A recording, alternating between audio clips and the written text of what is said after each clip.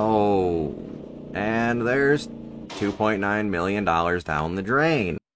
Alright, it's time for the chadliest Chad car to ever Chad, the Koenigsegg 1-to-1. So, for this one, I went ahead and did basically all of the engineering steps to get everything where it needed to be. I messed with suspension, yada yada. The boring fluff of me sliding sliders around and making tiny adjustments, that's just a waste of time to show you every little detail of it. So, as you would expect with a hypercar or a mega car, as Koenigsegg refers to it as, it's full carbon fiber, panels, and chassis, mid-longitudinal, double wishbone, per the actual specs of this car. Moving on to the engine, it's a 60-degree V8, 5 liters, magnesium block. I'm just guessing on that one. It doesn't specify anywhere that I can find. I just went for something light and, well, something fancy. Again, it's a $2.9 million car. Wouldn't surprise me if it does have a magnesium block in it. So, internals, all the best. Lightweight, strong, things you would need to pull 1,341 horsepower out of this thing.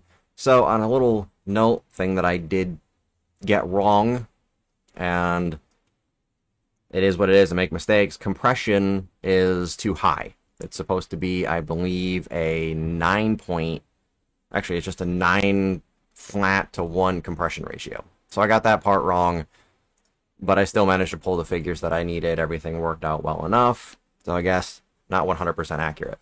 Moving on, 2 turbos. I tried finding the specifics on the type of, or the size of the turbos, but I couldn't find anything. Everything talked about how Koenigsegg 3D prints their own sequential turbos and explained the really cool technology that goes into making these things, which is really neat how Koenigsegg does it. Like, you should go and check that out. It's pretty cool. So, there's that. Injection for the fuel system, it is on a multi-point system. I assumed it would be per cylinder. And intake, again, they're not going to specify, so I put a high-performance one on there. And you'll notice it's running on ethanol. Well, the real engine runs on E85, the flex fuel. It's 15% gasoline to 85% ethanol. Automation doesn't have that as an option, so I went with ethanol to ensure that I could get the amount of power that this thing needs, and it certainly does. So, there's that. It does also rev a little bit higher. The real one redlines at 8,350. Mine's up by a little bit. I don't think that's really too big of a deal in the grand scheme of things. Exhaust, it's an exhaust. What more do you want me to say? Although, I will admit, it is thick. Like, with 2 C's on that one. That's a chunky boy. And I guess to round it off, I'll fire it up and hear what it sounds like. At idle, this thing just sounds... Oh, beautiful.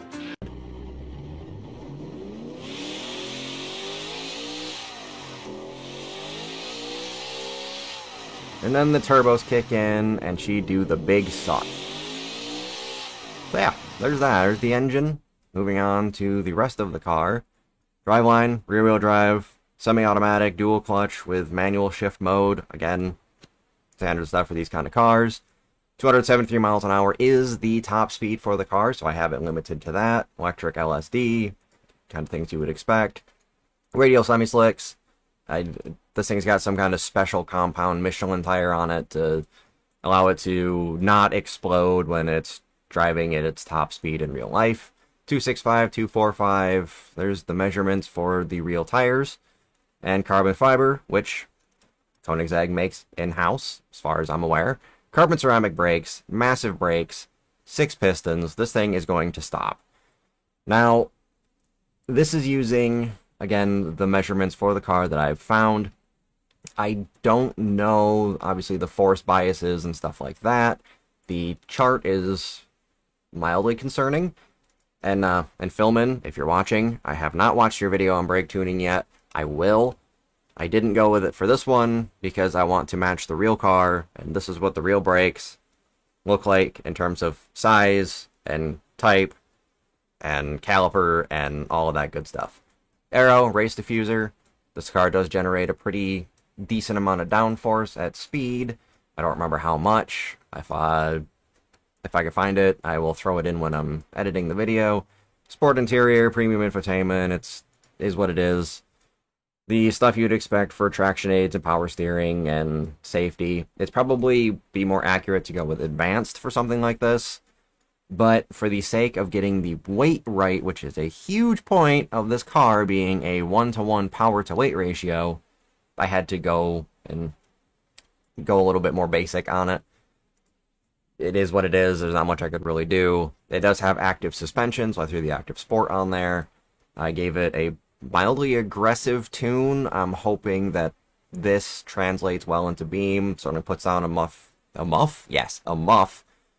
Grip for cornering, sportiness is pretty good, drivability is right up there, but drivability, understeer, that's automation's figuring is understeer is good. So yeah, there's the final specs. This car weighs 1 pound less than what it would weigh in real life.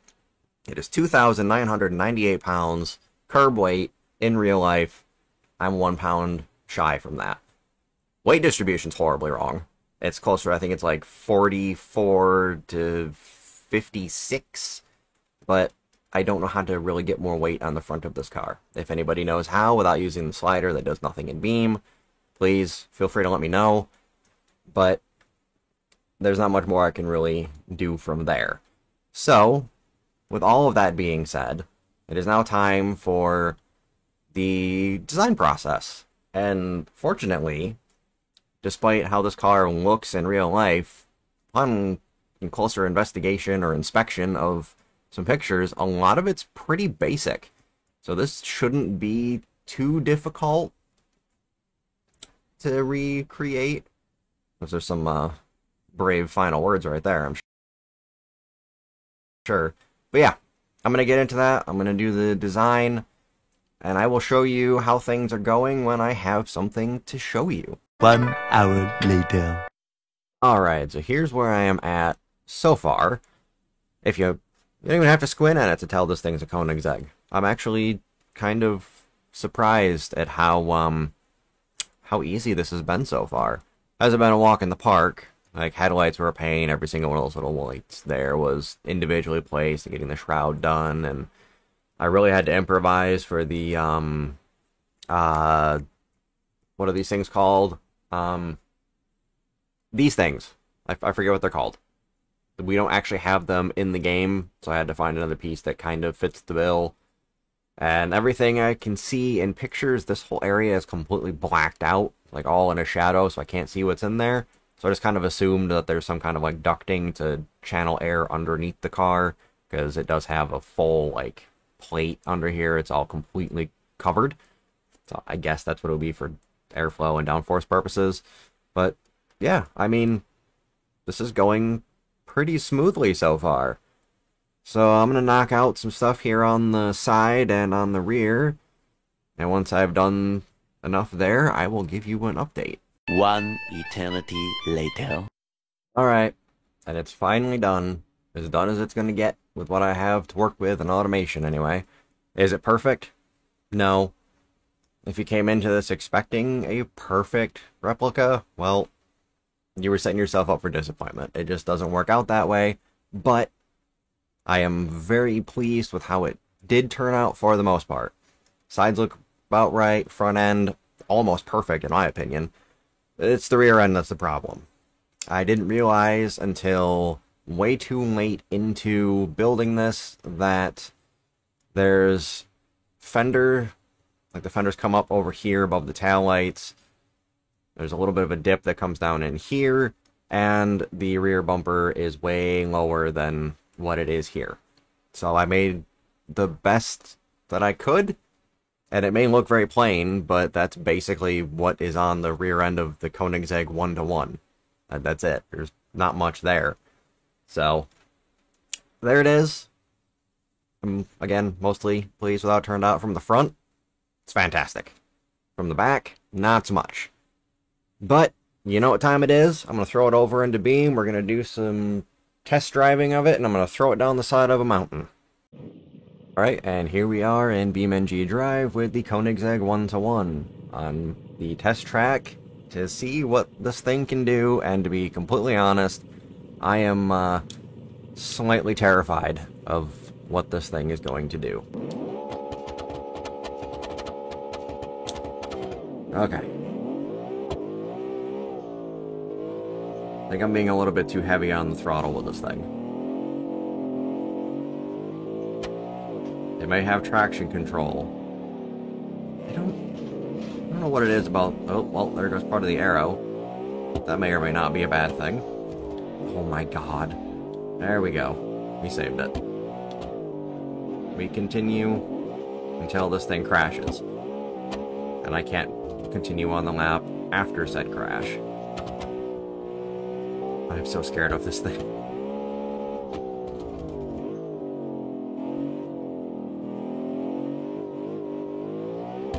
Like I said, at least it sounds good. It does look kind of cartoony in Beam. I don't know what's up with that, but it looks like it's made of plastic.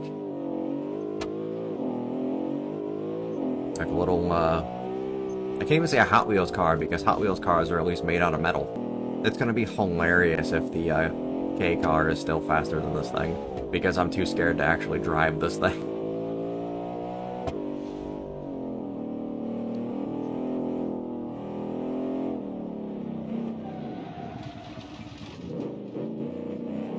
I mean, with me spinning out as much as I am, that's not gonna help. And I'm sorry that I have so many long pauses. This car just requires a bit of focus to drive with a controller. It's so just ready to snap and murder me at any second. Oh, that was too late on the brakes. That was too late on the brakes. But you know what? I don't think that did any damage, so we're just gonna keep going. Like, I've proven my point. I cannot drive this thing at all. So, we tweaked the steering a little bit. But, oh no. You know what? It's fine. Fine. Finish line's right there. Mirrors fell off. Suspension's bent.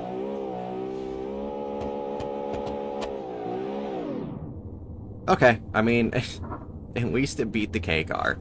I am so glad this thing was able to at least do that much despite my absolutely god-awful driving. So, with that out of the way, it is time to hop over to the giant slope and throw this thing down the side of a mountain. Alright, and we're on Crash Hard 2.0 on the top of the giant slope with the 1-to-1, and let's see how this thing can do. Well, there goes my arrow. Which may or may not be a bad thing.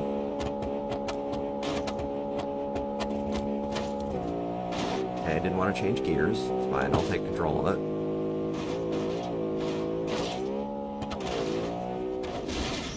Oh, and there's $2.9 million down the drain. You'll love to see it. Alright, we'll go again. Attempt number 2, down the giant slope, Koenigsegg 1-to-1. I really need to be careful. I do not need to be getting air over that. We're not even gonna... Well, so far, that is the worst showing of any car that I have taken down this. And to just remind you, the things that came before this were a K car and a van. And they have both so far done better than this thing has. Engine still works. So, that's something. Alright, third and final attempt, let's go. Let's not floor it over this. We don't immediately start flying.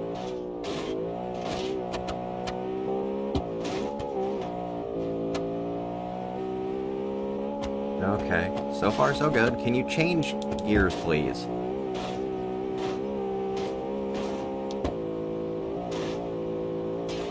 Oh, crap. Nope. Just gonna cartwheel its way down the hill. That was impressive, to say the least. And does it still run? Nope. Maybe if I turn off the ESC, I want to see if I can... Nope.